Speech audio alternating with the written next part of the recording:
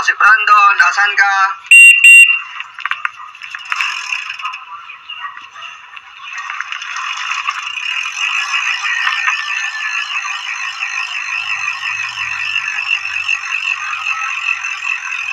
Tara na, ito si Brandon, padyak na.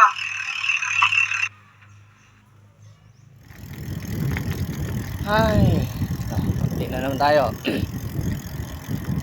Sa wakas, nakakain na rin ako.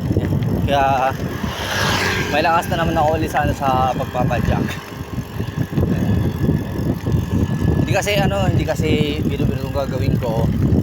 Lalo na hindi ko pa gaano kabisado tong ruta na dadaanan ko sa ngayon. Di bale, i-explore ko muna itong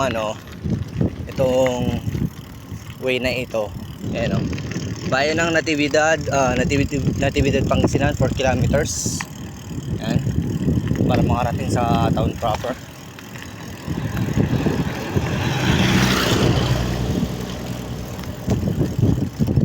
Kaya ito sa ngayon,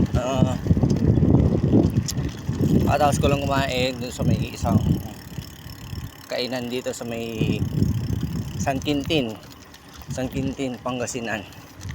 Hindi ko na nakuha kanina kasi nag-charge din ako ng cellphone para hindi ko pa magagamit yung power bank ko, and then para mas malaki pa yung masisave kong energy ng power bank, kasi hindi ko alam kung ano pang mangyayari sa akin sa daan, kaya hindi ko na na-vlog kanina yung pinagkainan ko. Pero tingnan nyo ito yung view, oh. Wow, along the bridge kita mo talaga yung bundok. Yun, oh. Wow, napakaganda, diba? Yan siya, ganda ng view. Sana magpadyak ko dito na ikita mo yung mga gandang view sa paligid, oh.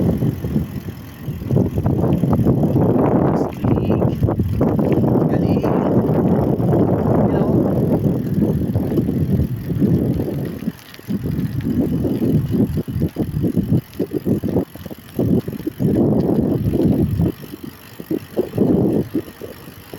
Ay, ibo ka naman ng bay. Ewan ko may kita ba doon banda. Mga kabayan dito, may Quintin, Pangasinan. Ito ko na natapos siya dito ba.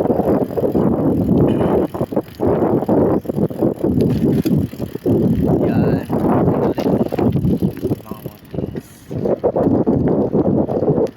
So ayan, bale yan ang muna yung mga update sa ngayon. Yan. Kaya hindi ko lang kung ilang bayan pa yung yung dadaanan ko dito sa probinsya ng Pangasinan bago ako makarating sa sa Region 2, doon sa Santa Fe, Nueva Vizcaya. Sa totoo lang, alam ko kung saan ako lulusot. Kaso, yung way dito, hindi ko pa alam kung paano yung ruta dito, kung matirik ba yung akyatan or something na force pababa na lang dito kapag galing dito. Yan ang hindi ko alam. Yan din ang ating tutuklasin. Kasama natin si Brandon sa tuklas na daan na yan. Okay.